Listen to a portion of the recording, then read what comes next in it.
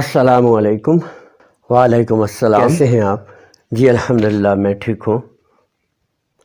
کھانا کھا چکے ہیں؟ جی میں نے کھانا کھا لیا ہے، مگر یہ جو کھانے کے ذرات ہیں وہ آپ نے نہیں اٹھائے، انہیں ایسے ہی آپ نے چھوڑ دیا۔ بعد میں انہیں کہیں رکھ دوں گا اور پرندے وغیرہ کھا لیں گے، مگر معذرت کے ساتھ یہ جو کھانے کے ذرات ہیں آپ نے انہیں نہیں اٹھایا اور ان کو ویسے ہی چھوڑ دیا آپ نے انہیں کھایا نہیں ہے۔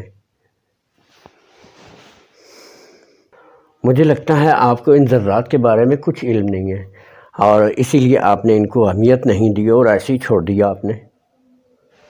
چلے میں آپ کو اس کی اہمیت کے بارے میں کچھ بتاتا ہوں کہ نبی کریم صلی اللہ علیہ وسلم کی ایک حدیث مبارکہ ہے کہ بے شک شیطان جو ہے وہ تمہارے پاس اپنے انداز میں ہر موقع پر حاضر ہوتا ہے، یہاں تک کہ کھانا کھاتے وقت بھی حاضر ہو جاتا ہے۔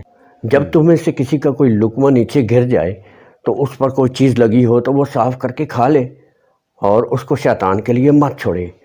دوسری جگہ ذکر ہے کہ شیطان جان بوجھ کر کھانے کے ذرات کو نیچے گرا دیتا ہے تاکہ تمہیں اس سے برکت حاصل نہ ہو۔